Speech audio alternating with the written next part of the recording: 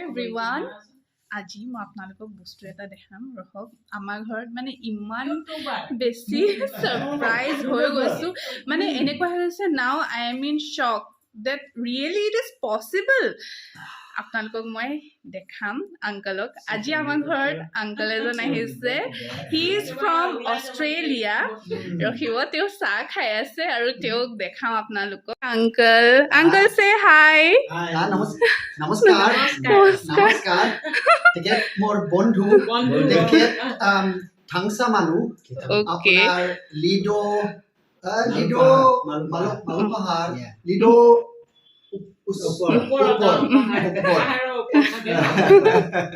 মই যোৱাকালি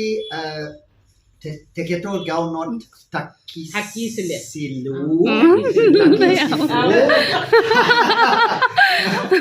আৰু আজি